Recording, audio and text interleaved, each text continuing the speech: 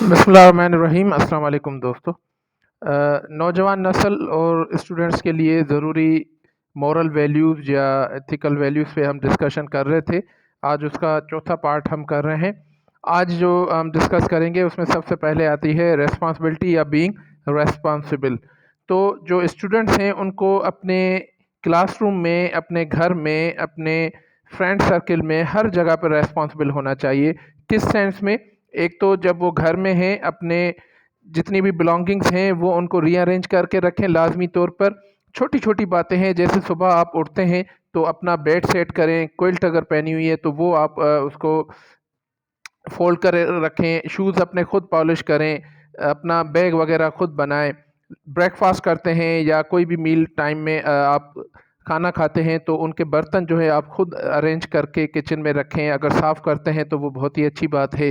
اس کے بعد جب اسکول سے آپ آتے ہیں تو اپنے شوز، ساکس، بیگز وغیرہ وہ اپنی جگہ پہ رکھیں۔ تو یہ مینرز بھی ہیں اور یہ ریسپانسبلٹی بھی شو کرتی ہیں آپ کے۔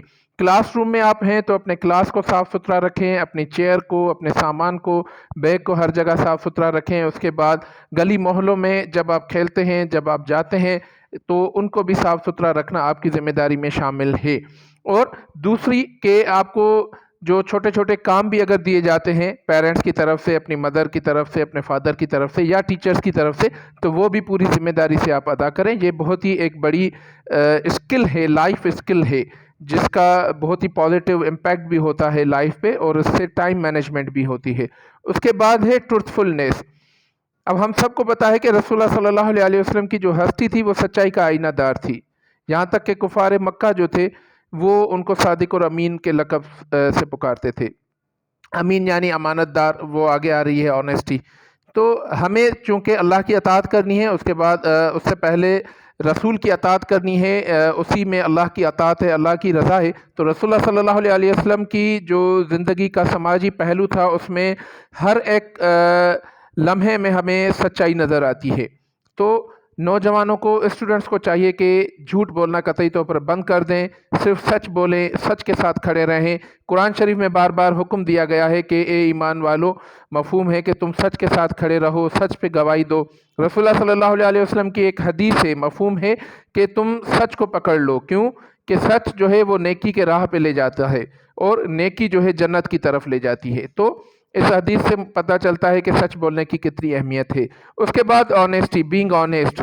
اب کتنے افسوس کی بات ہے ڈیئر اسٹوڈنٹس کہ دنیا میں اس وقت جو نمبر 1 آنیسٹ قوم ہے وہ جاپنیز ہیں، یعنی ہماری نظر میں، ہمارے نیریٹو کے حساب سے ایک کافر قوم نمبر 1 آنیسٹی پہ ہے، اور ہم جو ہیں کہیں 100 یا اس نمبر پہ آتے ہیں۔ پاکستانی جو ہم نعرے لگاتے ہیں ہر وقت اللہ اور رسول کے، ان کی ایمانداری کا یہ عالم ہے کہ ہم 100 ممالک کی فہرست میں بھی شاید نہیں آتے۔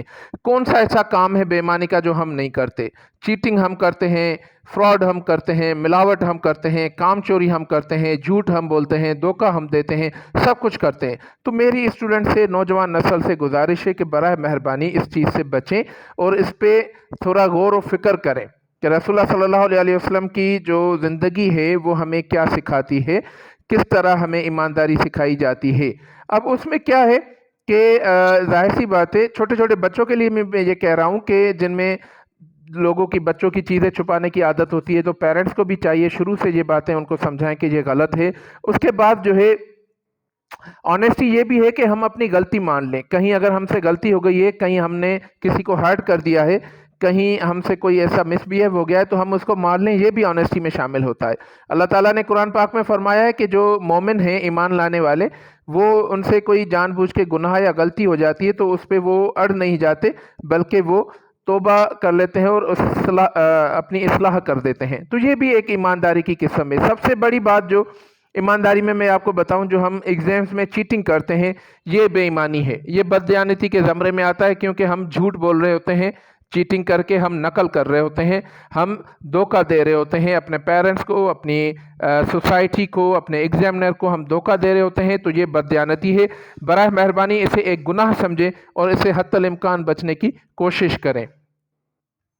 उसके बाद है पोलाइट एंड वेल मैनर्ड। अब चूँकि रसूलुल्लाह सल्लल्लाहु अलैहि वसल्लम की ज़िंदगी पूरी नरमी का भी आईनादार थी, हमें बार बार हुक्म दिया गया है नरमी अख्तियार करो, नरमी अख्तियार करो, नरम लहजे से बात करो, धीमा लहजा रखो।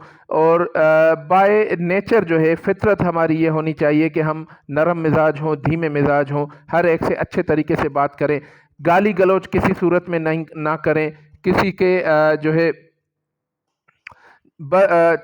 यूँ कह लें कि गीबत भी ना करें, ना अपने एल्डर्स की, ना टीचर की, ना पेरेंट्स की, ना अपने फ्रेंड्स की। उसके बाद जो है हमेशा सॉफ्टली हम बात करें, धीमा लहजा रखें, क्योंकि सख्त लहजा और तेज़ आवाज़ जो है नापसंद की गई है दीन में। उसके बाद जो है हेल्पिंग